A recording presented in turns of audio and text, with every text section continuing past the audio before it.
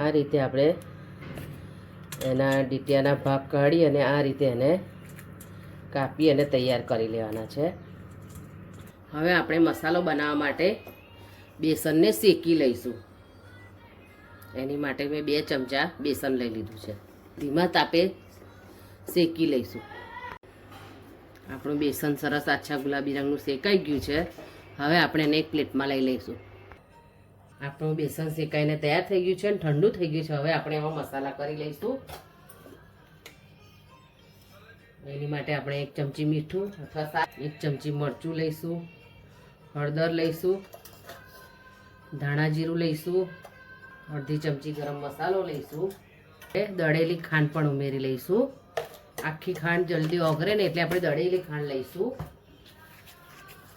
અજમો આ રીતે હાથેથી મસળી અને અડધી ચમચી લઈ આ રીતે આપણે બધા મસાલાને સરસ મિક્સ કરી લીધા છે. 1 ચમચી લસણની ચટણી ઉમેરીશું. આ લસણની ચટણીની રેસીપી મારી ચેનલ પર મેં મૂકેલી છે, તમે મારા ચેનલ પર જોઈ શકો છો. ચટણીનો સ્વાદ આ કેપ્સિકમના શાકમાં ખૂબ જ સરસ લાગે છે, એટલે તમે ચોક્કસ ઉમેરજો. સરસ આપણે બધું મિક્સ કરી લેવાનું છે. તેલ ઉમેરી લઈશું.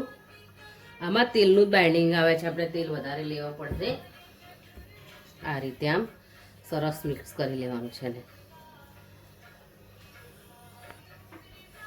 આપણો મસાલો સરસ તૈયાર થઈ ગયો છે. હવે આપણે આ રીતે કેપ્સિકમમાં ભરી લઈશું. એને આપણા કેપ્સિકમ સરસ ભરીને તૈયાર કરી લીધા છે.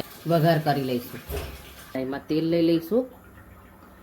આમાં તેલ થોડું સરખું લેવાનું છે એટલે આપણા કેપ્સિકમ સરસ ચડી જાય. આ કેપ્સિકમ ભરીને રાખ્યા છે આપણે આમાં મૂકી દઈશું. આપણો બાકીનો વધેલો મસાલો હમણાં આપણે રહેવા દઈશું. આપણે ધીમા ગેસે જ એને થવા દઈશું, બહુ ફાસ્ટ ગેસ નહીં રાખીએ. વચ્ચે વચ્ચે આપણે એને આ રીતે પલટાવતા રહીશું એટલે ચડતા થાય બધી બાજુથી. એટલે આ રીતે વચ્ચે વચ્ચે પલટાવતા રહેવાનું છે. જો સરસ થવા લાગ્યા છે ધીરે ધીરે, એટલે આ રીતે તમે પલટાવતા રહેવાનું છે. આપણે એમાં આપણે થોડુંક પાણી ખાલી છાંટીશું. આમાં આપણો મસાલો બળે નહીં, આપણે રેડવાનું નથી, ખાલી આમ છાંટી દેવાનું છે થોડું. પછી હવે આપણે એને થવા દઈશું. આપણે જોઈ લઈએ આપણું શાક તૈયાર થઈ ગયું છે નહીં. સરસ તૈયાર થઈ ગયું છે શાક આપણું. આપણા કેપ્સિકમ સરસ ચડી ગયા છે.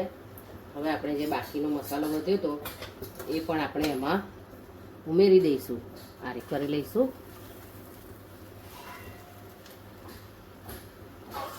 2 મિનિટ માટે ઢાંકીને થવા દઈશું.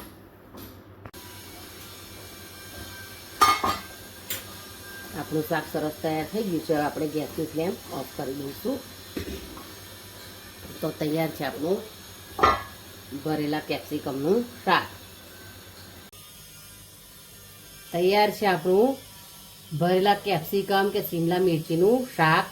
તમે એક વખત મારી રીતે ચોક્કસ ટ્રાય કરજો અને મને કોમેન્ટમાં લખીને જણાવજો કે તમે કઈ જગ્યાએથી જુઓ છો. એ પણ તમે મને કોમેન્ટ કરજો અને મારી ચેનલને સબસ્ક્રાઈબ જરૂર કરજો.